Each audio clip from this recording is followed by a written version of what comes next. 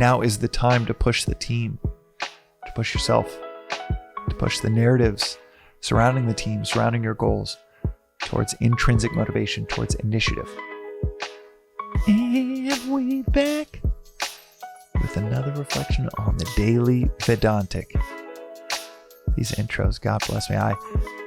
I have invested in some wayward thought flows for these intros that I cannot undo. But he will persist.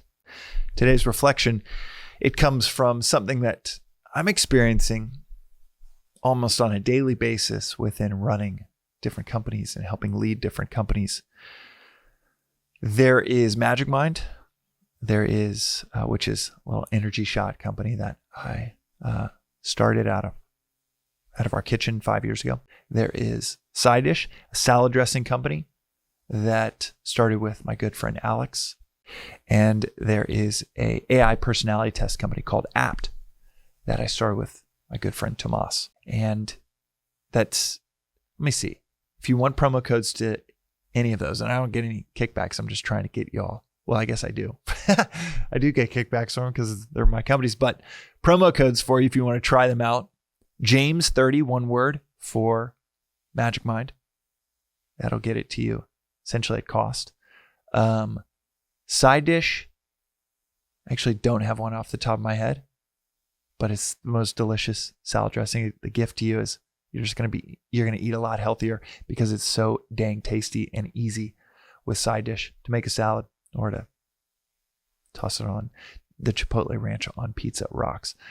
But third, the AI personality test. If you want to know more about your personality, and this was started, I was in the middle of the 17th chapter of the Gita, and I was like, God, I've had this idea for 5 years. All right, I'm just going to start it. It's time to surrender to a duty-bound existence. I don't want to start another company. The last thing I wanted, this was a year and a half ago, the last thing I wanted was another project. And yet, here we are. That's tryapt.ai. Tryapt.ai, and you can use promo code APTPRO100. That makes it completely free. So the company doesn't benefit at all, but you will if you use that promo code. And the reason that I bring up those three things is because the amount of navigation of teamwork, the trying to motivate an entire team around our goals is a daily challenge, struggle in the best way possible. It's just getting 10, 5, 30 people rallied around a goal. It's not necessarily intuitive to us as humans to work together towards a common goal unless you do one of two things. And this episode, this reflection is about which is optimal between the two. The two ways, and the only two ways, that a group of humans work together is either through incentive or initiative. Whether it was a war 2,000 years ago, or whether it is a PR and marketing meeting of 5 individuals at a company on Main Street this afternoon, you either have incentives to get them motivated to work together or initiative. What's the difference between the two? Well, Vedanta would say, and Swami talks about this so often, for a leader of an ashram, he talks a lot about how to get teams to work together. It's phenomenally useful in our daily lives. And in fact, his book, Governing Business and Relationships, is such an amazing manual for running a team really well, running a company really well. This philosophy, I say often, is a manual for every entrepreneur in the world because it's like hot knife through butter. Whatever challenge you think you have, boom. In a sentence, this philosophy will give you the optimal approach to that challenge. And given the daily challenge of getting humans to work together towards a group, a collective goal, this is the hot knife that cuts through that challenge like butter. You have initiative on one side and incentives on the other. The world works primarily through incentives. War 2,000 years ago, you win, you get to live. You win, you get paid this amount. You get this payday as a soldier. You get this glory. You get this extrinsic motivator known as an incentive. It's how any group 2,000 years ago, or like I said, on Main Street this afternoon, that's how almost every group throughout human history has been motivated. But there are so many downsides to incentive-based leadership or motivation. The other approach is in initiative. It's through intrinsic motivation. It's through motivating people around, here's a collective goal we can aim for. And here's how it's going to unlock a better version of yourself intrinsically. Unlock peace, a feeling of prosperity within you, better version of you that you can lend to your family, your community, better version of you that you can lend to yourself. That's initiative. That's intrinsic. One is through dangling a carrot or waving a big stick, giving incentives or disincentives to do what you want. But the downside of that is that ultimately creates separation. Example would be, let's hit this goal, this growth goal, because we're all going to get pay raises if we hit that growth goal. Or if we build this company, we're going to eventually be able to sell it and have one hell of a payday. Or if I can get my kids to do this, that, the other, then I will have peace on the other side. So I'm really motivated. If I can just get them to do those things, then, the afternoon will be so much more peaceful. It's incentive-based and you're chasing something outside of yourself. But happiness, as Schopenhauer so eloquently said, is difficult to find within oneself, but impossible to find anywhere else. Happiness, peace, satisfaction cannot be found outside of ourselves. So you constantly have to come up with bigger sticks, bigger carrots, more interesting incentives to keep people motivated. And that is so expensive. It's like mining. Instead of farming, instead of planting something that grows over time, you're mining. You're trying to get the most out of people and you're depleting them, and you got to find more people, or you're depleting the land and you got to find more land. You're constantly in search of more outside of yourself, for your team, for whatever that common goal is, versus you plant the seed of initiative. You motivate people around. This is how we are all going to feel inside, doing what we ought to do, serving our customers in the way that we ought to serve them, energized by doing the right thing, the right way. That intrinsic energy that no amount of money can give you, that intrinsic peace, that sleep that you can have each night knowing that you did what you ought to do. You served your community. That harmony, that non-dualistic identification and harmony between you and your community, your customers, you and your kids, you and your significant other. Where instead of an incentive of, if I do this and he does that, then he'll ask me to marry him.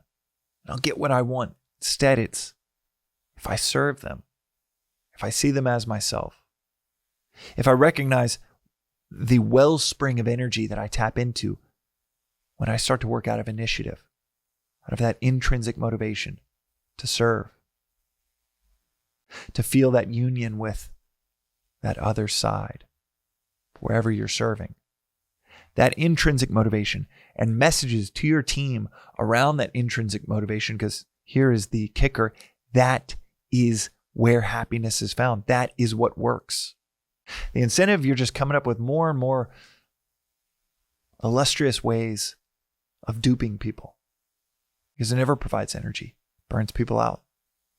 So you got to re-recruit or recruit new people with new shiny objects or bigger paydays versus the initiative where you invest in it, but that seed starts to grow and it starts to motivate people intrinsically to where you don't have to say much at all. So what does a leader do in the incentive-based structure? They have to get really creative.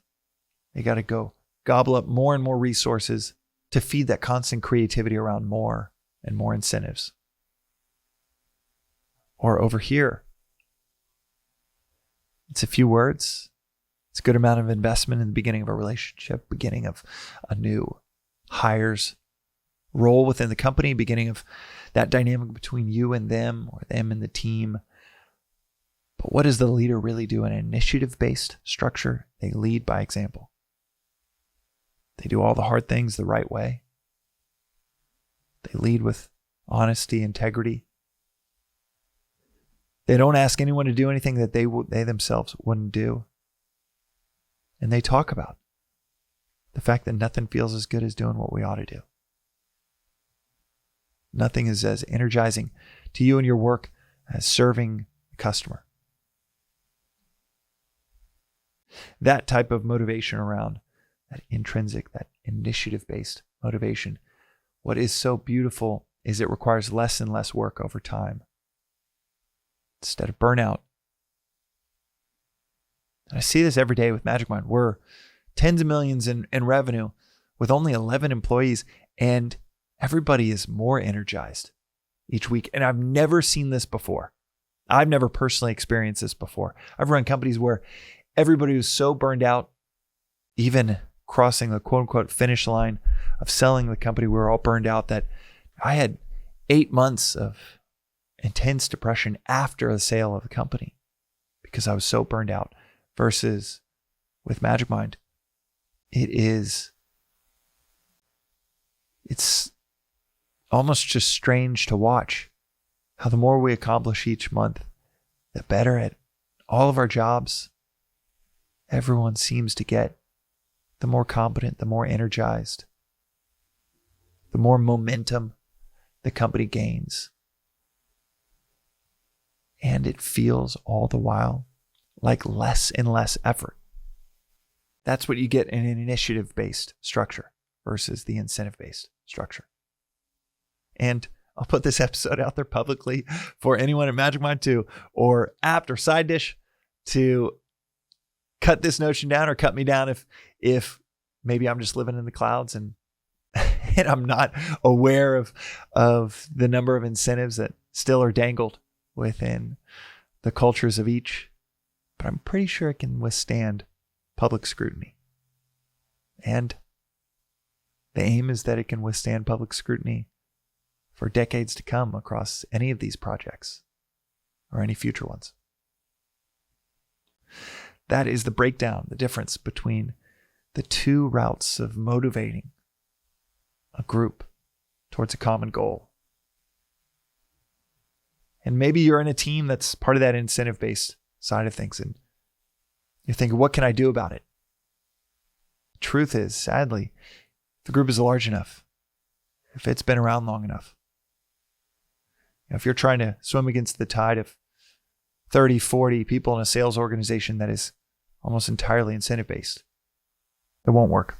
There's nothing you can do. As they say, oftentimes to change the system, you got to go outside the system.